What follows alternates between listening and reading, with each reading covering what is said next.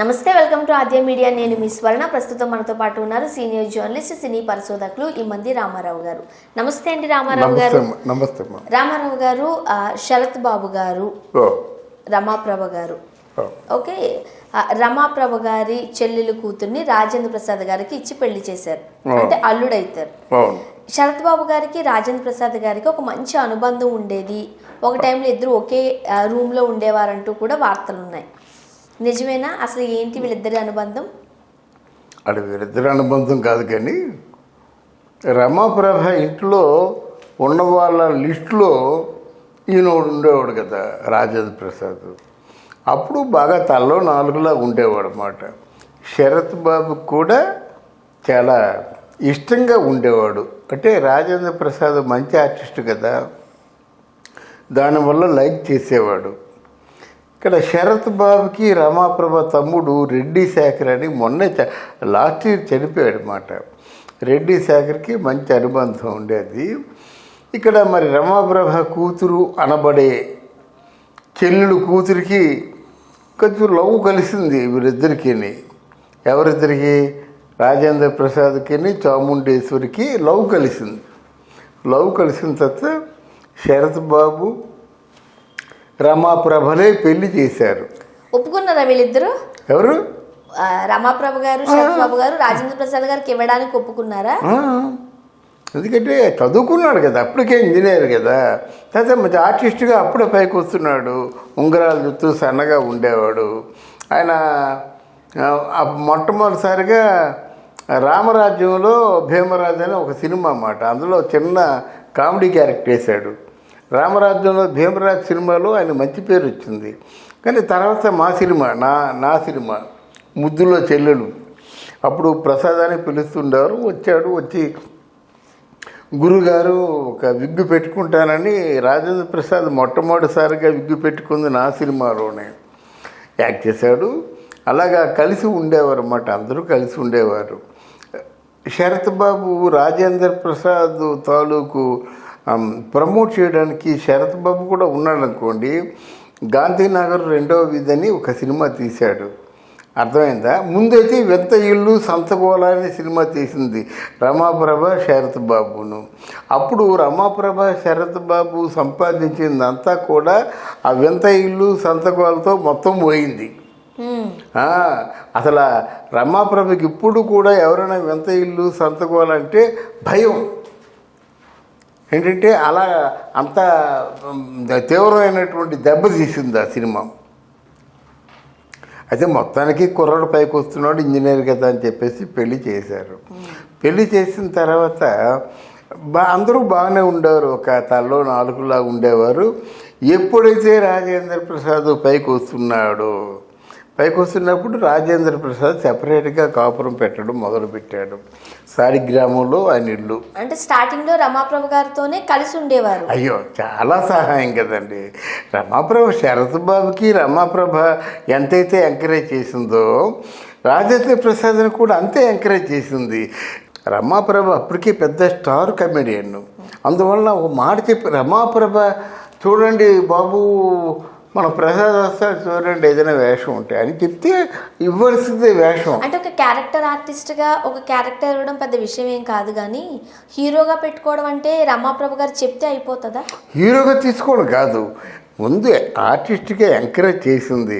హీరోగా తీసుకున్న వాళ్ళు ఎవరు తీసుకున్నారు? ఈనాడు రామోజీరావు గారు తీసుకున్నారు, అర్థమైందా? దాన్ని మన పెద్ద వంశీ గారు డైరెక్షన్ చేశాడు. అది ఆ తర్వాత మొట్టమొదటిసారిగా ఆయన తాలూకు హీరోగా ఎస్టాబ్లిష్ అయిన సినిమా మన వంశీ గారి చిత్రమే లేడీస్ టైలర్. ఆ లేడీస్ టైలర్తో ఒక్కసారి బూస్టింగ్ వచ్చిందన్నమాట. బూస్టింగ్ వచ్చి ఇంకక్కడి నుంచి మీకు ఇంచుమించు ఒక చలం తర్వాత మన సినిమా ఫీల్డ్లో చలం ఉన్నాడు కదా, చలం అని ఒక ఆర్టిస్ట్ ఉండేవాడు. అంటే నాగేశ్వరరావు గారితో పాటు అంటే హీరో, అంటే సెకండ్ హీరో, అంటే ఆయనతో పాటు ప్యారలల్గా హీరోగా యాక్ట్ చేసేవాడు మన శారద గారి హస్బెండ్. అలాగా ఈయన కూడా హీరోగా వేస్తూ కామెడీ ఫ్లేవర్ అందించడం, అలా చేయడంలో రాజేంద్ర ప్రసాద్ మంచి పేరు తెచ్చుకున్నాడు. ఇంకా అక్కడి నుంచి వరుసగా సినిమాలే, మామూలు సినిమాలు కాదు. స్లాబ్ రోజుల్లో కూడా సంవత్సరానికి 22 సినిమాలు చేసిన వ్యక్తి ఎవరైనా ఉన్నారంటే అది రాజేంద్ర ప్రసాదే. ఇది ఎలా ఉంటే రాజేంద్ర ప్రసాద్ శరత్ బాబుని బాగా చూసుకున్నాడు, అలాగే చాముండేశ్వరి రమాప్రభను కూడా బాగా చూసుకున్నారన్నమాట. ఇప్పుడు లాస్ట్ ఇయర్ రమాప్రభ అక్టోబర్ 5 పుట్టినరోజు. అప్పుడు మన రాజేంద్ర ప్రసాద్, చాముండేశ్వరి వీళ్ళందరూ వచ్చి అక్కడ పుట్టినరోజుకి ఎట్టుంటే చాలా బాగా జరుపుకున్నారన్నమాట. వాళ్ళకి మంచి సత్సంబంధాలే ఉన్నాయి. కానీ బయటకు వచ్చేసిన తర్వాత శరత్ బాబుకి రాజేంద్ర ప్రసాద్కి అంత సత్సంబంధాలు లేవు.